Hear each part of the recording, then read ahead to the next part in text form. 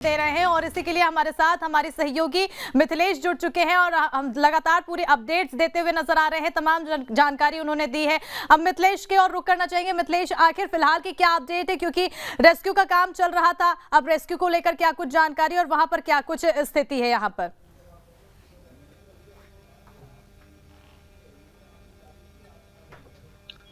फिलहाल इस वक्त मैं हादसे वाली जगह पे मौजूद हूँ और सबसे पहले वो तस्वीर मैं आपको दिखाना चाहूँगा कि आप देख सकते हैं कि ये जो बस है वो तस्वीर से आपको दिखाना चाहूँगा कि ये जो आपको नज़र आ रहा है ये बरोड नदी के ऊपर बना हुआ पुल है। ये वो हिस्सा है जहाँ से बस अनियंत्रित होकर सीधा खाई में जा गिरती है और नीचे गिरने के बाद इस पूरे हादसे में, इस पूरे भीषण हादसे में 25 लोगों की मौत हो चुकी है और 30 से ज़्यादा लोग घायल हैं और इसमें अभी भी कई लोगों की स्थिति काफ़ी गंभीर बनी हुई है। 10 से ज़्यादा लोगों को गंभीर स्थिति में यहाँ से इंदौर रेफर किया गया है। फिलहाल हम आपको ग्राउंड जीरो से वो तस्वीर दिखा रहे हैं कि अब ये हादसा कितना भीषण था, वो तस्वीर दिखाने का मैं आपको प्रयास करता हूँ। उस जगह पे हम पहुँचते हैं जहाँ पर ये बस नीचे गिरी थी। तो देखिए आज ये तस्वीर है जब यात्रियों से भरी बस नीचे गिरती है। लोग खरगोन से इंदौर के लिए निकलते हैं और रोजाना चलने वाली ये बस है। ये जो इस वक्त तस्वीर देख रहे हैं इसमें यात्री भरे थे और 50 से ज्यादा संख्या थी। इस पूरे हादसे में 25 लोगों की जान जा चुकी है, 30 से ज़्यादा लोगों का उपचार चल रहा है। और फिलहाल इसके बारे में मैं आपको एक बड़ी जानकारी देना चाहूँगा कि जब बस नीचे गिरी थी तो आसपास में डोगर गांव और दसंगा जो आसपास के ग्रामीण यहाँ पर मौजूद थे वो सबसे पहले नीचे पहुँचते हैं और लोगों को बाहर निकालने का प्रयास करते हैं। क्रेन का इंतजार किया जा रहा था कि क्रेन आएगी और क्रेन से बस को जिस डायरेक्शन में बस गिरी है उसे अपोजिट डायरेक्शन में किया जाएगा, यानी नीचे जो लोग बस फंसे हुए हैं उन्हें बाहर निकाला जाएगा। यहाँ क्रेन आने के पहले ही ग्रामीणों ने इस बस को कुछ नीचे वाले हिस्से को खड़ा कर दिया और जिससे नीचे जो लोग फंसे थे यहाँ पर उन्हें निकाला गया और उसमें जब निकाला गया तो उस वक्त 1-2 लोग जिंदा थे जिन्हें इलाज के लिए इंदौर रेफर कर दिया गया। लेकिन इस पूरे भीषण हादसे में 25 लोगों की जान जा चुकी है। अब देखिए, अब सवाल है क्या इस बस का परमिट था, आखिर परमिट कब लिया गया था, इसकी टेस्टिंग कब की गई थी कि ये सड़क पर चलने वाली बस सही है या नहीं। अभी तक जो जानकारी सामने आ रही है कि ये जो अंदर का रूट है, गांव का रूट है, दसंगा डोगर गांव और श्रीखंडी से होते हुए ये जो बस है ये अंदर की रूट से चलती है, यानी हाईवे का इस्तेमाल नहीं किया जाता है। वजह साफ है, शायद जो कानूनी दस्तावेज या जो पेपर के हम दस्तावेज की बात करते हैं वो पूरी नहीं है। तो नियमों से बचने के लिए अंदर का रूट इस्तेमाल किया जाता है और एक बार ये फिर से बड़ा हादसा हुआ है। और कुछ महीने के पहले की अगर बात करें तो खलघाट में एक हादसा हुआ था, उसमें भी कई लोगों की जान गई थी। हादसे के बाद कार्रवाई की बात की जाती है, जांच की बात की जाती है कि आखिर जो भी दोषी उनके खिलाफ कठोर कार्रवाई की जाएगी, लेकिन शायद हादसे के पहले कार्रवाई की जाए तो ये हादसे नहीं होंगे। अब फिलहाल अब इस बस का आखिर परमिट टेस्ट जो है वो देखा जा रहा है कि ये बस की आखिरी बार जांच कब कराई गई थी, बस क्या सड़क में चलने लायक थी या उस अवस्था में नहीं थी, सब चीजें जांच की बात की जा रही है। लेकिन अभी जो जानकारी सामने आ रही है कि पिछले 4 से 5-7 साल का एक लंबा वक्त हो चुका है, परमिट का जो बस की परमिट है वो निरस्त हो चुकी थी, उसकी बस की जांच नहीं कराई गई थी, तमाम चीजें अब जो है वो सामने आ रहे हैं। लेकिन परिवहन आयुक्त जो है, परिवहन के जो अधिकारी हैं वो जांच करने की बात कर रहे हैं। लेकिन इस बस की तस्वीर से समझा जा सकता है कि हादसा कितना भीषण था। और देख सकते हैं आप ये बिखरे हुए जो सामान है इस बात के गवाह हैं कि आखिर जब लोग अपने घर परिवार के लिए निकलते हैं, सामान रोजमर्रा की जो सामान की चीजें उनके साथ थी वो सब कुछ यहाँ बिखरा हुआ नजर आ रहा है। यानी परिवार अपने साथ सफर कर रहा था और आज जब वो खरगोन से इंदौर के लिए निकलते हैं तो वो इंदौर नहीं पहुंच पाते हैं, बीच रास्ते में ही सड़क हादसे के शिकार हो जाते हैं और उनकी जान चली जाती है। मरने वालों में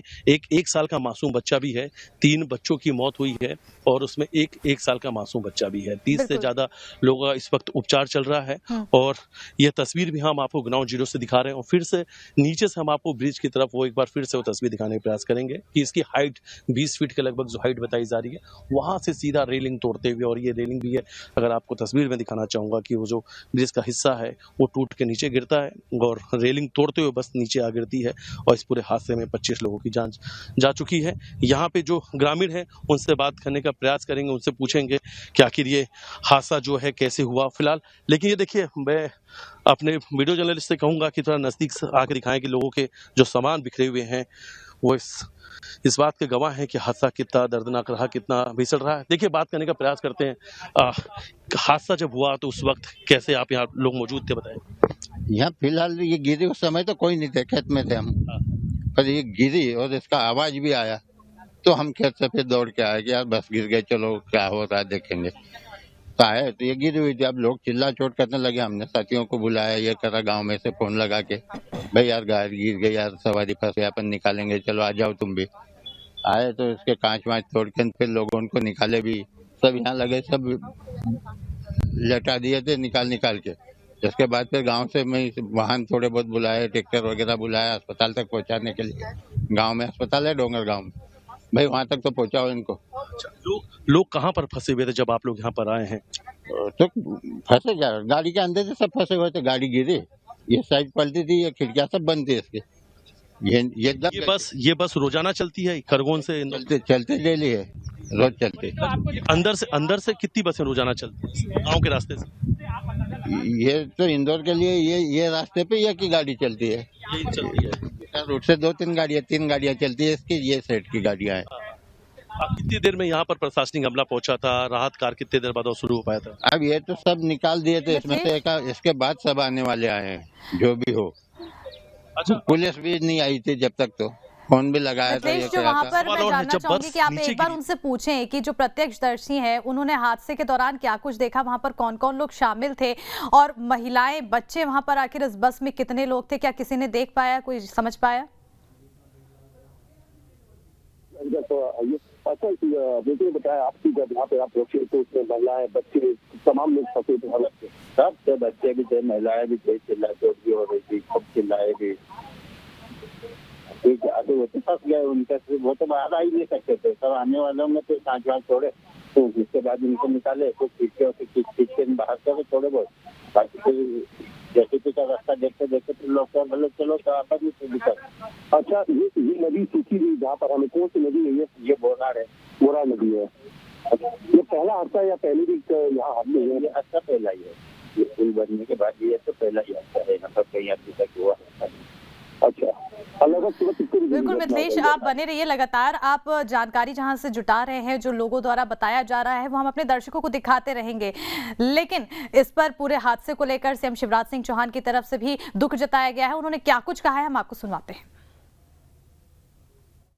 और अभी मेरी प्रभारी मंत्री कमल जी से बात हुई है, अब खरगोन जाए, हमने जो भाई बहन गिरे उनके परिवार के लिए 4 लाख रुपए की सहायता निधि की घोषणा की है।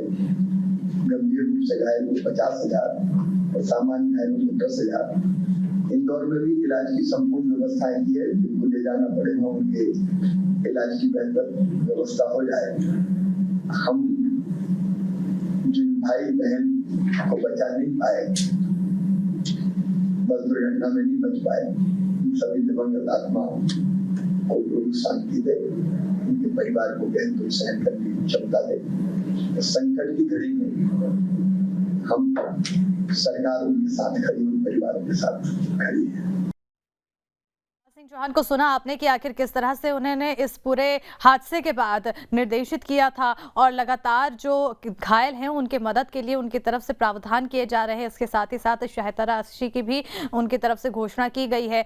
ये भी कहा गया है कि जितने भी घायल हैं उनके इलाज का खर्च सरकार उठाएगी। लेकिन अब जो तस्वीरें हम आपको दिखा रहे हैं, हमारे दर्शकों को हम लगातार ये तस्वीरें दिखाने की कोशिश कर रहे हैं कि आखिर किस तरह से ये पूरा हादसा हुआ है और इस पूरे हादसे में बस की आप स्थिति देख सकते हैं।